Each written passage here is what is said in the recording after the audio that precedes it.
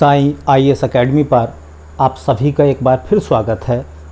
जैसा कि हमारी रेगुलर क्लास चल रही है जो हिंदी के शब्दकोश से रिलेटेड है ना, हिंदी के शब्दों से रिलेटेड है, तो उसी शब्दावली को हम आगे बढ़ा रहे हैं। उसकी नई क्लास है, नए शब्द हैं जो कि एग्ज़ाम के दृष्टिकोण से बहुत ज़्यादा महत्वपूर्ण हैं, है ना। ये क्वेश्चन आपको पैट के एग्ज़ाम में, यूपीएसआई के एग्ज़ाम में, एएसआई के एग्ज़ाम में, उत्तराखंड के किसी भी एग्ज़ाम में, है ना, बिहार, मध्य प्रदेश, राजस्थान, हरियाणा, ठीक है, जहाँ हिंदी का इस्तेमाल होता है, हिंदी भाषा का इस्तेमाल होता है, सामान्य हिंदी के क्वेश्चन आते हैं, उन सभी में अति महत्वपूर्ण है, ठीक है। और मेरा बार बार आपसे यही कहना है कि जब आप वीडियो को स्टार्ट कर रहे हैं तो उसके शब्दों को आखिर तक देखिए, उसके नोट्स बनाइए, है ना, और पिछले शब्दों को लिंक करते हुए रिवाइज कीजिए कि कल वाली क्लास में हमने क्या पढ़ा था, है ना, आज जो नए शब्द हैं वो कैसे हैं, ठीक है। जब आप इस प्रक्रिया को दोहराएंगे तो सभी चीज़ें जो है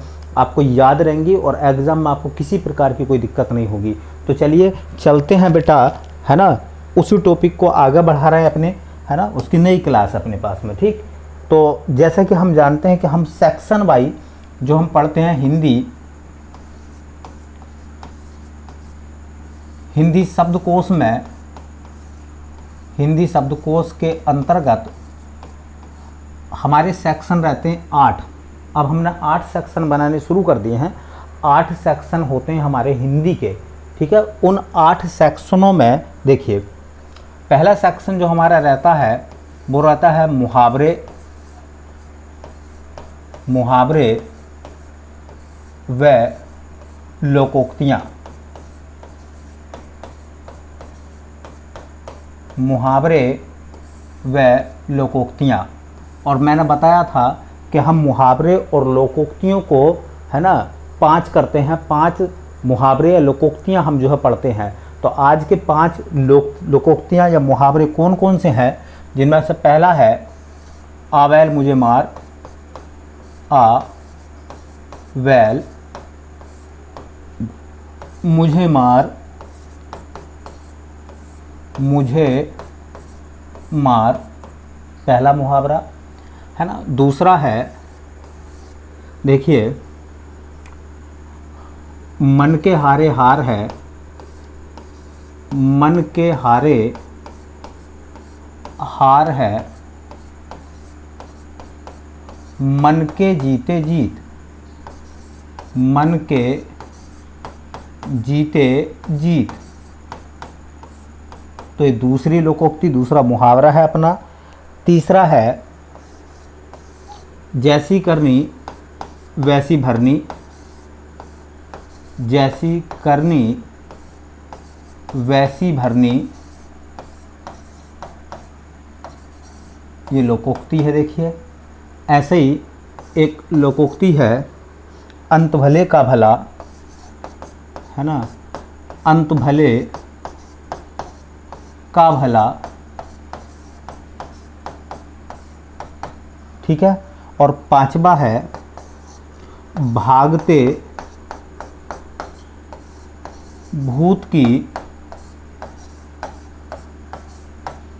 लंगोटी भली, लंगोटी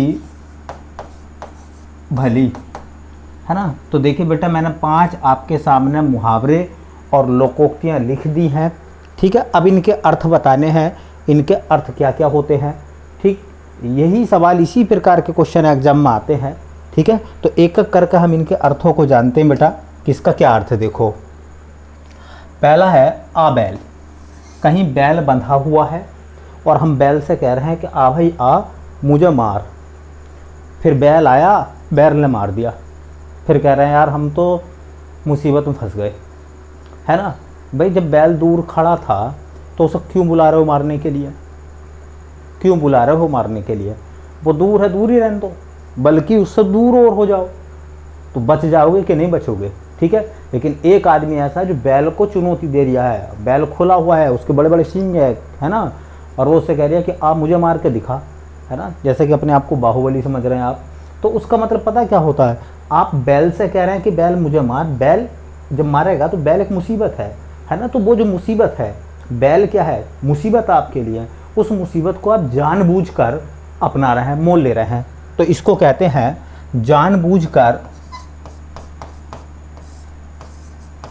जानबूझकर मुसीबत मोल लेना, मुसीबत है ना में पड़ना, जानबूझकर मुसीबत में पड़ना। आपको पता था कि बैल मार देगा, फिर भी आपने उसे ललकारा, ये आपकी गलती थी। ठीक है, चलो गलती थी। चलिए आगे लिखा है मन के हारे हार है। देखो कितनी अच्छी बात है ना। मन अगर हार गया है आपका तो आप हार गए हैं, ये तय बात है। ठीक है, मन के हारे हार है। अगर आपका मन हार चुका है तो आप हार चुके हैं, है ना। मन के जीते जीत, है ना। अगर आपका मन जो है वो उत्साह में है तो आप जीतेंगे। ठीक है तो इतनी अच्छी मोटिवेशनल स्पीच है ना, मुहावरा है। देखिए कि मन के हारे हार है। अगर आपके मन में दुविधा है ना, आप मन से हार चुके हैं तो आप कोई सी भी जंग नहीं जीत सकते, आप कोई सा भी एग्ज़ाम क्लियर नहीं कर सकते, है ना। अगर आपने सोच लिया कि अरे एग्ज़ाम तो बहुत टफ होगा, है ना, मेरी तो तैयारी भी नहीं है, मैं क्या करूं। ठीक है, अगर आप ऐसा सोचते हैं और आप जो है नर्वस हो गए हैं तो आप क्लियर नहीं करेंगे, है ना। इसने कहा है किसी अच्छे आदमी ने कि हमारा द्वंद्व जो होता है, हमारी जो लड़ाई होती है वो दो प्रकार की लड़ाई होती है, दो व्यक्तियों से लड़ाई होती है। एक व्यक्ति वो जो हमारे सामने है और एक व्यक्ति वो जो हमारा मन है। हमारी जो जंग है वो दो तरह की जंग है। हमारा जो द्वंद्व है वो दो तरह का द्वंद्व होता है। एक को बोलते हैं अंतर्द्वंद, एक होता है बहिर्द्वंद। बहिर्द्वंद जो बाहर के लोग हैं, जो हमसे कहते हैं अरे अरे कहाँ जा रहे हो, है ना, पीसीएस का एग्ज़ाम दोगे, नहीं निकलेगा, बड़ा टफ है, बड़ा मुश्किल है, मैं तो दे चुका हूँ, 3 बार दिया है, मैं फेल हो गया। ये जो बाहर का द्वंद्व है, इनसे घबराओ मती, है ना। इनको तो करके हम दिखाई देंगे, लेकिन जो अंतर मन का द्वंद्व है, जो अंदर लड़ाई चल रही है ना। फॉर्म तो भर दिया आपने यूपीएसआई के लिए, है ना, यार एसआई का एग्ज़ाम तो बड़ा टफ आता है, पिछली बार भी कितना टफ था, हर बार टफ आता है, बड़े हार्ड क्वेश्चन आते हैं। ये जो आपके अंदर फीलिंग चल रही है ना, ये अंदर जो लड़ाई चल रही है, ये लड़ाई अगर आपने जीत ली और आपको को लगता है कि नहीं मैं करके दिखाऊंगा, ठीक है, हाँ मैं इस बार एग्ज़ाम क्लियर कर दूंगा, कुछ भी ना आएगा, हिंदी के जो शब्द आएंगे वो सब मुझे याद है ना। तो जब आपके अंदर ये आपका मन में जीत की उम्मीद है तो आप ज़रूर जीतेंगे। तो इसलिए मन के हारे हार है, मन के जीते जीत। मन को जीत में आप रखिए, आप हर एग्ज़ाम को क्लियर कर देंगे, चाहे आपकी तैयारी अच्छी है या नहीं है ना। तैयारी किसी की अच्छी नहीं होती बेटा, है ना। बस ये है कि कुछ अच्छी चीज़ें किसी ने पढ़ ली हैं, वही अच्छी चीज़ें हमने छोड़ दी हैं, है ना। बड़ी बड़ी मोटी मोटी किताबें पढ़ते हैं बच्चे हिंदी के लिए, शब्दों को रटते हैं, है ना। अब भी कुछ बच्चे सोच रहे होंगे कि 5 शब्द कराते हैं हर बार, 5-10 मुहावरे कराते हैं, 5 मुहावरे कराते हैं, है ना। ये सब मुहावरे किताबों में तो बहुत कुछ है ना। छाँट कर देख लो आप। जब मुहावरों पढ़ने के लिए बैठोगे तो आपको लगेगा और ये भी अच्छा, ये भी अच्छा, ये भी अच्छा, ये भी अच्छा। फिर बाद में पता चलेगा सब अच्छे, मुझसे नहीं पढ़े जाएंगे, बंद करो। अब विलोम शब्द देखते हैं, है ना। जब विलोम शब्दों को देखोगे तो उसमें आपको ढेर मिलेगा, सैकड़ों हज़ारों की संख्या मिलेंगे। अरे अरे यार छोड़ो तो सही, है ना, बड़ी टफ है हिंदी, ठीक। या फिर आप ये सोचेंगे सब मुझे याद हैं। ये दोनों कहानी आपके फेल होने का कारण है। इसलिए जो बेहतर चीज़ें होती हैं, है ना, जो बेहतर चीज़ें होती हैं उनको छांटना बड़ा मुश्किल होता है। इसलिए मैं कहता हूँ कि आप मेरे साथ जुड़िए और अवश्य ही आपको सफलता मिलेगी, ठीक। हाँ जी, मन के हारे हार है, मन के जीते जीत। तो इसका अर्थ होता है हतोत्साहित,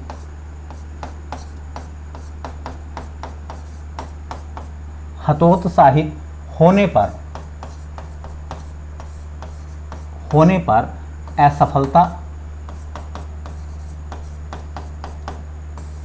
असफलता, जबकि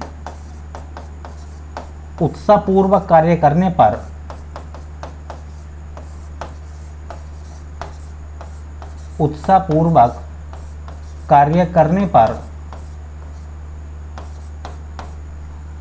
सफलता मिलती है,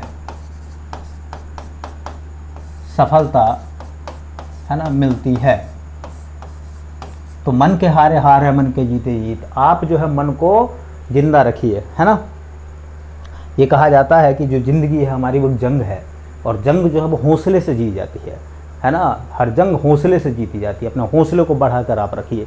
और मैंने कहा था कि दुनिया में कोई भी व्यक्ति जो है आपको मोटिवेट नहीं कर सकता अगर आप अंदर से अपने आप को मोटिवेट नहीं कर रहे हैं तो। ठीक है, तो सुनते रहिए लेक्चर। यूट्यूब पर बड़े सारे लोग आते हैं, बड़ी सारी बातें बताते हैं। भैया हमारा तो एक सीधा सिद्धांत है ना, पहले अपने अंदर, है ना, अपने अंदर मोटिवेशन भरिए, ठीक है, तब हर चीज़ आपको अच्छी लगेगी। ठीक है, चलिए आगे, है ना, कितना अच्छी बात लिखी है कि जैसी करनी वैसी भरनी, है ना। अगर भाई इतना कहने के बावजूद भी अगर आप नोट्स नहीं बना रहे हैं, आप चीज़ों को रिवाइज नहीं कर रहे हैं और क्लास में थोड़ा बहुत देख रहे हैं और बीच में छोड़ रहे हैं, तो फिर जैसा करोगे भाई वैसा भरोगे, है ना। क्योंकि हम उतनी मेहनत कर सकते हैं, है ना। तकरीबन इस समय 2:30 बज रहे हैं रात में और मैं आपके लिए जग रहा हूँ, है ना। कल परसों 1:30 बजे मैं उठा था, ठीक है। तो आप समझ रहे हैं कि 1:30, 2, 2:30 बजे से उठ कर अगर मैं इसी काम कर रहा हूँ आपके लिए, है ना, तो मैं अपना काम, देखिए पसीना आ रहा, पंखा मैंने बंद कर रखा आवाज़ की वजह से, है ना। ये मैं काम जो सिर्फ आपके लिए कर रहा हूँ, आपकी सक्सेस के लिए कर रहा हूँ, ठीक है। फिर भी अगर आप चीज़ों को नहीं पढ़ते हैं, नोट्स नहीं बनाते हैं, है ना, तो भाई जैसा करोगे वैसा भरोगे, है ना। जैसी करनी वैसी भरनी, जैसा पहले से चीज़ें चली आ रही वैसी होती रहेंगी, ठीक। तो इसका मतलब होता है भैया जैसी करनी वैसी भरनी, इसका मतलब होता है, देखिए, है ना, कर्म के अनुसार फल मिलता है, कर्म के अनुसार, है ना, फल मिलता है, फल मिलता है। अगर आपने कर्म अच्छा करा है ना, जिस तरह से मैं रात में जग रहा हूँ आपके लिए, है ना, या अपनी सक्सेस के लिए, अपने आप को सफल करने के लिए, अगर आप भी जो है ना, अच्छा कर्म करेंगे तो उसका रिजल्ट अच्छा आएगा। अगर आपका कर्म गलत होगा तो आपका रिजल्ट भी गलत आएगा, परिणाम गलत आएगा, है ना। और कब तक चीज़ों को आप गलत करते रहोगे, कब तक चीज़ों को गलत करते रहोगे और रिजल्ट देखते रहोगे, ठीक है। इसलिए मैं तो कहता हूँ आज ही जागो, ठीक है ना, जागो, उठो और तब तक चलते रहो जब तक आपको आपकी मंजिल ना मिल जाए। चलिए, अंत भले का भला। देखिए भैया, जिसका आखिर में भला हो गया, है ना, उसके लिए उसका सब कुछ भला हो गया। कहते हैं कि देखिए अंत अच्छा होना चाहिए, आखिर अच्छा हो। कितनी अच्छी बात लिखी है, अंत भले का भला, आखिर अच्छा होना चाहिए। हम पढ़ते क्यों हैं? इसलिए पढ़ते हैं कि अपना जो आखिरी वक्त है, उम्र का वो पड़ाव है ना, वो अर्थव्यवस्था की दृष्टि से, फिजिकल रूप में, है ना, हम उसको बेहतर कर सकें, बेहतर कर सकें, ठीक है। आज के भले होने से भला नहीं होगा। अगर कोई बच्चा जो है ना, आज एसी में, कूलर में, पंखे में अगर वो आराम फरमा रहा है और आप उठ के बैठ के पढ़ रहे हैं, रातों को जग रहे हैं, तो आपका जो रिजल्ट होगा वो बेहतर होगा और जो आखिरी चीज़ें बनेंगी वो आपके हक में जाएंगी, आपको उसका लाभ मिलेगा। तो इसका मतलब होता है बेटा अंत भले का भला, इसका मतलब होता है अच्छे कर्म का, अच्छे कर्म का, है ना, परिणाम अच्छा होता है, परिणाम अच्छा होता है, ठीक है। आगे क्या लिखा देखो, भागते भूत की, पहली बात तो भूत भाग रही है बेटा, और अगर आप दिलेर हैं, कम से कम कुछ भी नहीं, उसकी लंगोटी मिल जाए वही खींच लो, है ना, लंगोटी मिल जाए वही खींच लो, ठीक है। क्या करें, फिर संतुष्टि के लिए तो कुछ तो करना पड़ेगा। भूत तो हाथ ना आया तो भाग गया, है ना। तैयारी करने के लिए निकले थे, है ना, ग्रुप ए ग्रुप बी की, है ना, IAS PCS बनने के लिए। जब लगा कि अब ना तो IAS ही बन पा रहा है ना PCS ही बन पा रहा है, तो बेटे किलर की बन जाओ, बहुत है ना, इसी में संतुष्ट हो जाइयो, ठीक है। क्योंकि भूत था, भाग रहा था, उसकी लंगोटी मिल गई, आपके लिए बहुत है, ठीक। तो भागते भूत की लंगोटी भली का मतलब है जो मिला, जो मिला वही बहुत, है ना, जो मिल गया वही बहुत है। लेकिन कुछ तो मिला है। अरे सवाल इस बात का कि आपने अपनी लाइफ के 2 साल 2.5 साल, है ना, कंपटीशन में आपने लगा दिए, ठीक है। उसके बाद में भूत भी भाग गया, लंगोटी भी नहीं मिली, और बल्कि भागते भागते उसके पीछे गिर गए। तो मेरा मतलब समझ रहा है ना, कुछ तो हाथ लगना चाहिए फिर, ठीक है। उम्मीद है भैया ये चीज़ें आपको पसंद आ रही होंगी, आप समझ रहे हो इन चीज़ों को, ठीक है। चलते हैं नेक्स्ट पड़ाव की तरफ। दूसरा हमारा सेक्शन आता है, दूसरा हमारा सेक्शन होता है जिसको हम सेक्शन बी बोलते हैं, है ना, अनेक शब्दों के स्थान पर, अनेक शब्दों के स्थान पर एक शब्द, अनेक शब्दों के स्थान पर एक शब्द। ये भी हम बेटा 5 करते हैं, है ना। आज जो 5 वर्ड हैं वो ये हैं, जिसके हृदय में दया न हो, दया न हो। दूसरा, जिसका प्रमाण हो, जिसका प्रमाण हो। तीसरा, जिसका प्रमाण न हो, जिसका प्रमाण न हो। चौथा वर्ड होता है बेटा अपने पास में मरने की कामना। और 5वां वर्ड है मरने की कामना करने वाला, मरने की कामना करने वाला।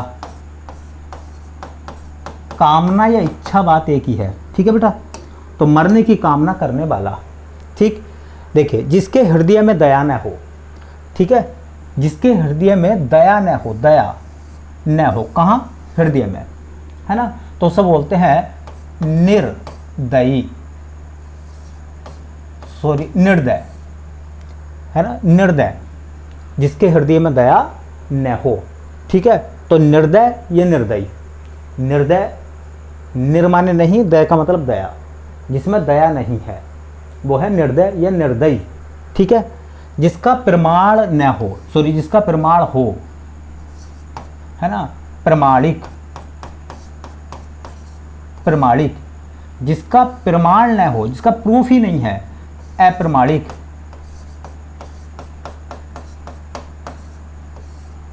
देखो, मरने की कामना, है ना, मरने की कामना। अब देखो, मरने की कामना अपनी भी हो सकती है, दूसरे की भी हो सकती है, और जनरली लोग दूसरे के मरने की कामना करते हैं, तो उसे बोलते हैं मुमूर्षा, मुमूर्षा।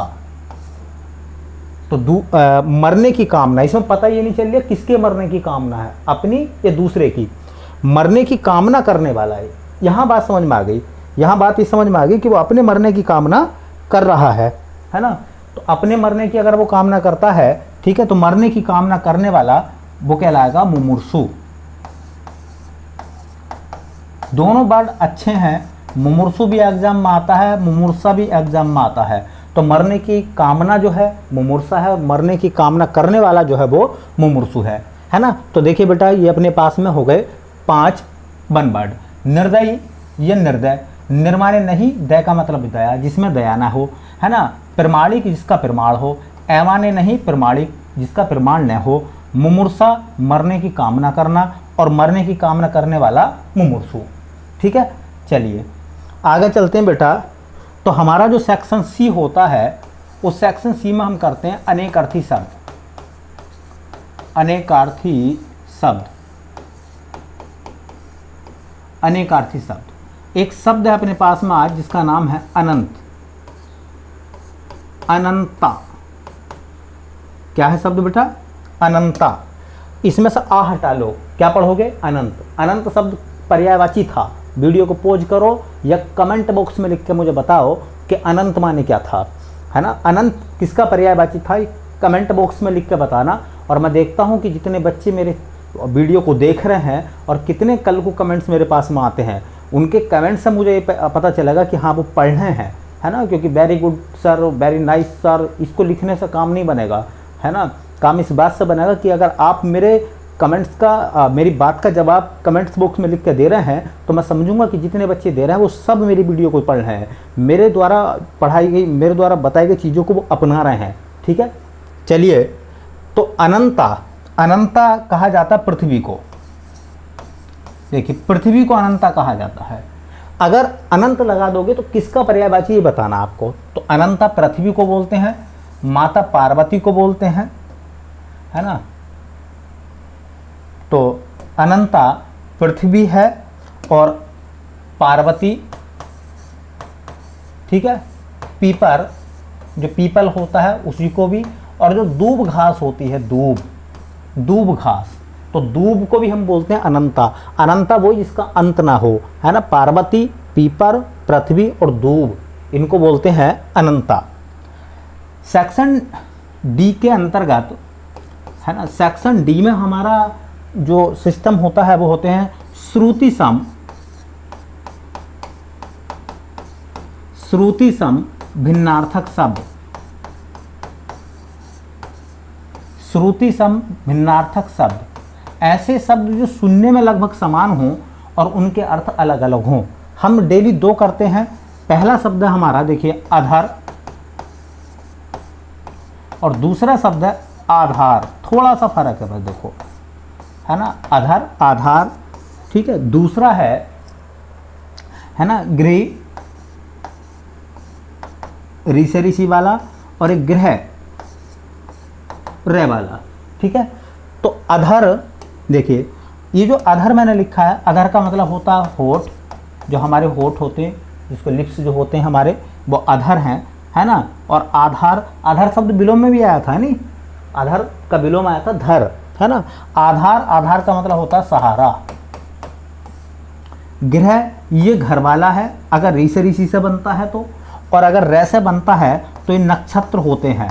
जैसा आपने सुना होगा कि हमारी ग्रह चाल सही नहीं चल रही है, इसका मतलब नक्षत्र सही काम नहीं कर रहे हैं, ठीक। तो अनेकार्थी शब्द है एक आज, अनंता बहुत अच्छा शब्द है, कई बार एग्जाम में आया है बेटा, यहाँ से सवाल पूछा है। अनंता पृथ्वी को कहा जाता है, पार्वती को कहा जाता है, पीपर को कहा जाता है, दूब घास को कहा जाता है, ठीक। चलिए अगला पोर्शन है अपना सेक्शन ई,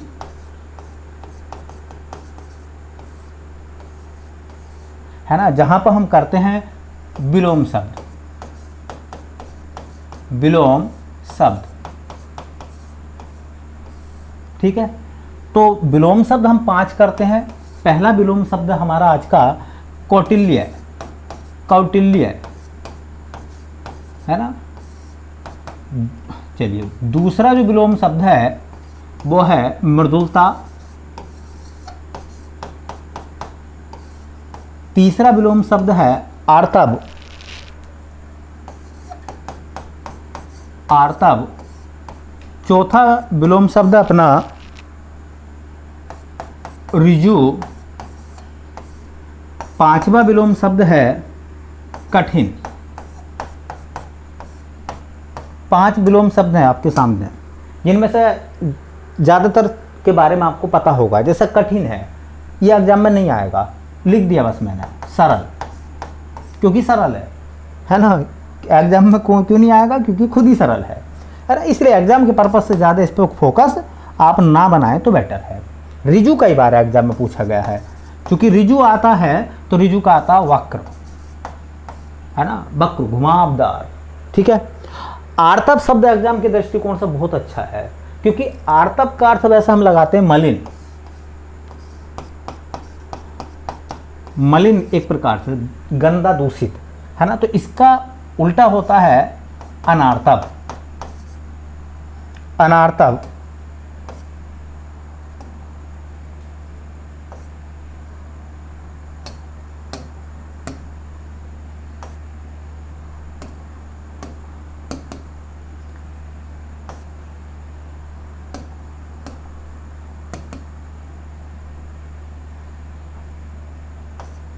अनार्तव।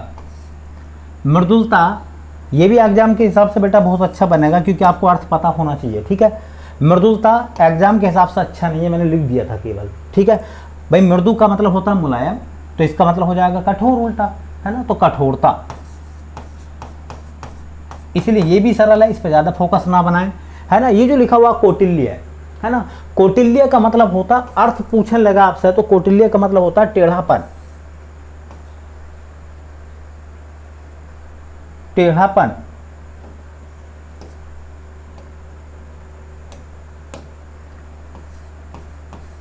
टेढ़ापन, है ना। वैसे आप जानते हैं कि कौटिल्य चाणक्य है जो चंद्रगुप्त मौर्य के गुरु थे, है ना, तो वो टेढ़े थे। अगर सीधे होते है ना, तो कैसा घनानंद को हराते वो, तो कौटिल्य टेढ़ापन, इसका विलोम एग्जाम में बहुत अच्छा है, आर्जव। आर्जव दोनों शब्द याद रखो, अगर वो पूछने लगे कि आर्जव का विलोम क्या है ना, तो कौटिल्य और कौटिल्य का विलोम क्या है, आर्जव। तो दोनों तरफ से आपको विलोम याद रखने पड़ेंगे, इसलिए बहुत मोस्ट है, मैंने वेरी मोस्ट लिखा इस पे, है ना। तो 3 बताए हैं भाई, रिजु याद हो गए वैसे आपको वक्र, ठीक है। आर्तव अनार्तव होता है, कौटिल्य सबसे ज़्यादा महत्वपूर्ण है, तो उसका होता है आर्जव, ठीक है। चलिए ई के बाद में, सेक्शन ई के बाद में हम चलते हैं सेक्शन एफ, जिसमें हम बात करते हैं एक पर्यायवाची की, पर्यायवाची, ठीक है। और आज का जो पर्यायवाची शब्द है वो शब्द है अहंकार। अहंकार, ठीक है। अहंकार शब्द के जो पर्यायवाची हैं वो होता है बेटा, एक तो अहम, कहते नहीं उसे, अहम हो गया, ठीक। एक होता है अहम भाव, अहम भाव। एक होता है अभिमान, अभिमान। एक होता अस्मिता, अस्मिता का सवाल है, इज्जत का सवाल है ना। एक होता है ऐसे ही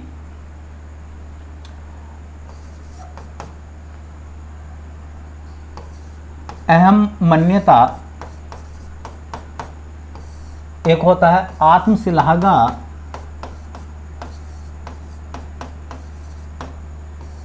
है ना। एक होता है गुरूर, एक होता है गर्व, एक होता है गुमान, एक होता है दर्प, एक होता है दंभ, एक होता है मान, है ना। एक होता है मद, ठीक। एक होता है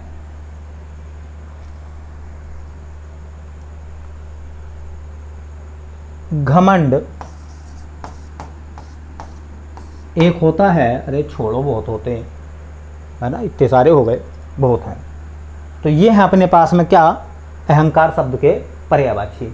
मैंने कितने सारे आपको लिखे हैं, है ना। ये देखो, मैं शुरू में जो बता रहा था कि मैं मेहनत करता हूँ अपने लिए, है ना, अपने लिए, आपके लिए, ठीक, क्योंकि उसमें मेरा भी भला होगा और आपका भी भला होगा, ठीक है। बस होता क्या है कि किताबों में ढेर सारी बातें हैं, इतनी नॉलेज है, इतनी नॉलेज है, इतनी नॉलेज है ना, कि नॉलेज में हम नॉलेज को तो भर लेंगे लेकिन एग्जाम क्रैक नहीं कर पाएंगे। एग्जाम को क्रैक करना है तो आपको शब्दों पर ध्यान देना पड़ेगा कि हमें कौन से शब्द पढ़ने और कौन से छोड़ लें। अगर मैं ही आपसे इतने सारे रटने के लिए कह दूं तो आप परेशान हो जाएंगे, ठीक है।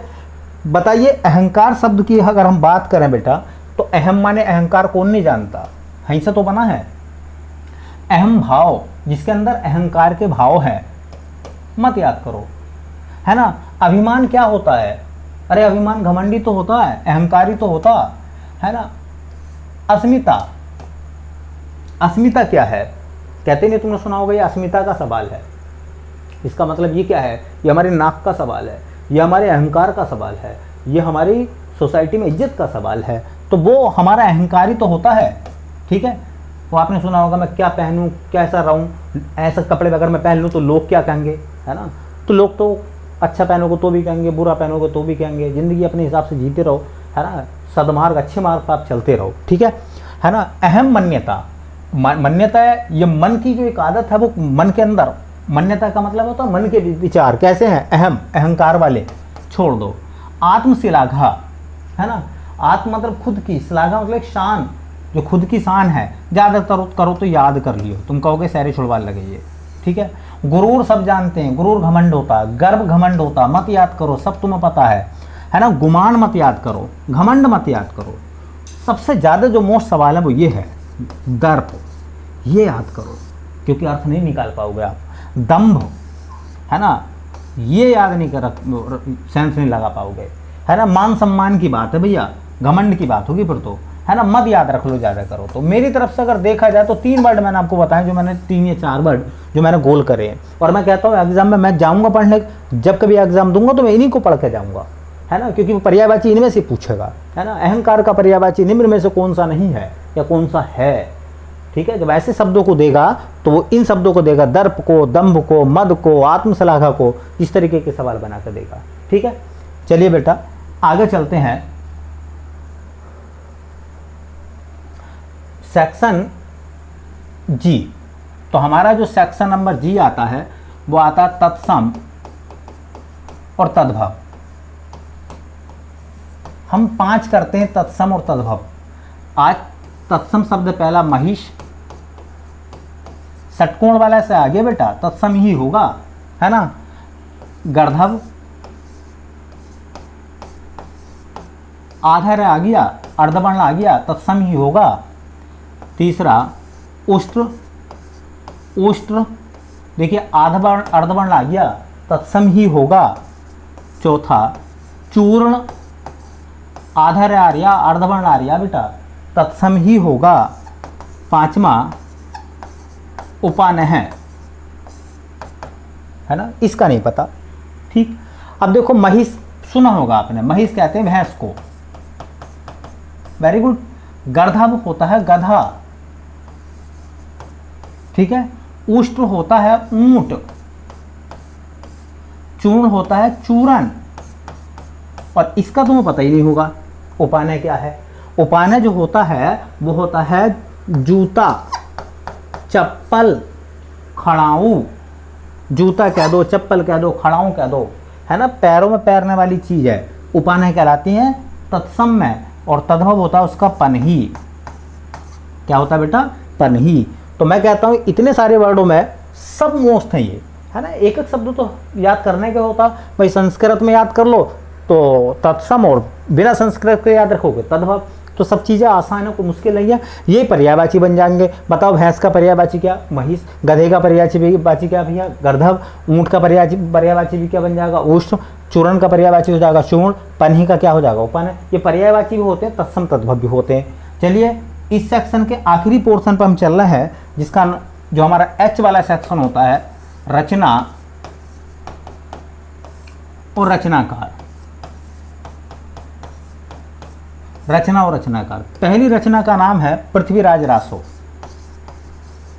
पृथ्वीराज रासो, है ना। पृथ्वीराज रासो को लिखा है चंद्रवरदाई ने, चंद्रवरदाई। तो वैसा आपको पता होगा कि पृथ्वीराज चौहान के जो दरबारी कवि थे वो चंद्रवरदाई थे। तो पृथ्वीराज चौहान के बारे में, है ना, चंद्रवरदाई ने पृथ्वीराज रासो लिखा है। आदिकाल की रचना है पृथ्वीराज रासो, और पहला उपन्यास माना जाता है हिंदी में। ठीक है, हिंदी का पहला उपन्यास माना जाता है ना, पहला महाकाव्य माना जाता है पृथ्वीराज रासो को। ठीक, तो पृथ्वीराज रासो, मैं जब हिंदी साहित्य का इतिहास बताऊंगा तो इसमें डिटेल में हम लोग चलेंगे। फिलहाल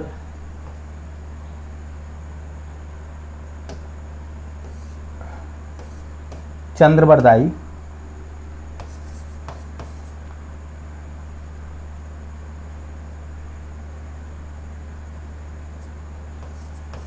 चंद्रवरदाई। चलिए दूसरी एक रचना है, तो ये तो आपको याद भी होगी कि पृथ्वीराज रासो को लिखा है चंद्रवरदाई ने, क्योंकि पृथ्वीराज चौहान के दरबारी कवि थे चंद्रवरदाई, है ना। हिंदी साहित्य की भूमिका, हिंदी साहित्य की भूमिका, हिंदी साहित्य की भूमिका, हिंदी साहित्य की भूमिका लिखी है हजारी प्रसाद द्विवेदी। हजारी प्रसाद द्विवेदी। याद रखना बहुत आसान बात है। जैसे मैंने कहा था अशोक के फूल बहुत सारे हैं, 1 2 3 नहीं है, हजारों हैं। तो अशोक के फूल हजारों हैं, इसलिए हजारी प्रसाद द्विवेदी। हिंदी साहित्य की भूमिका जब लिखी गई थी, तो आज लिखी गई थी, हजारों साल हो गए। तो हिंदी साहित्य की भूमिका लिखी गई है हजारों साल पहले, इसका मतलब हजारी प्रसाद द्विवेदी। ठीक, तीसरा देखिए बाबा बटेश्वर। बाबा बटेश्वर, है ना। बाबा बटेश्वर हैं। बाबा बटेश्वर को पसंद है, बाबा बटेश्वर को पसंद है इमरती, तो इमरतिया। और बाबा बटेश्वर को इमरती पसंद है है ना, इमरतिया बोलते हैं, क्योंकि वो इमरती खाते हैं ज़्यादा, इमरती पसंद है इसलिए उनको इमरतिया कहा गया है। और बाबा बटेश्वर जो हैं इमरती पसंद और वो इमरती लेते हैं रतिनाथ की चाची से, रति नाथ की चाची, है ना। बाबा बटेश्वर को इमरतियाँ पसंद हैं, इमरती पसंद है इसलिए उन्हें इमरतिया कहा गया है। और वो इमरती लेते हैं किससे, रतिनाथ की चाची से। और बाबा बटेश्वर कहा जाता है नागार्जुन को, ऐसा याद रख लो आप। देखिए बाबा बटेश्वर किसको कहा जाता है, नागार्जुन को, नागार्जुन को बाबा बटेश्वर कहा जाता है। इसका मतलब बाबा बटेश्वर को इमरती पसंद है तो नागार्जुन को इमरती पसंद हो गई। नागार्जुन किसके पास से इमरती लेते हैं, रतिनाथ की चाची के यहाँ से। तो ये तीनों किताबें जो है वो नागार्जुन की लिखी गई है ना। तो बाबा बटेश्वर कहा जाता है नागार्जुन को, है ना। बाबा बटेश्वर को पसंद है इमरती इसलिए इमरतिया कहा गया। इमरतिया किससे खरीदते हैं वो इमरती, रतिनाथ की चाची से। तो याद करने का एक तरीका हो गया। नागार्जुन की 3 किताबें मैंने आपको बता दी हैं, ठीक है। देखिए हजारी प्रसाद द्विवेदी की 2 किताबें आ गई हैं। एक किताब का नाम मैंने आपको बताया था पहले, याद होगा, अशोक के फूल, ठीक है। चंद्रबरदाई की एक ही किताब मैंने अभी आपको लिखवाई है, पृथ्वीराज रासो, ठीक। तो बेटा उम्मीद है कि वीडियो आपको पसंद आई होगी, है ना। तो जो मैं आपसे पूछता हूँ उसे कमेंट्स बॉक्स में लिख कर बताएं और ये बताएं कि आप जागरूक हैं, है ना। आप मेरे साथ में जाग रहे हैं, पढ़ रहे हैं और चीज़ों के लिए पक्की तरीके से आप तैयारी कर रहे हैं, है ना।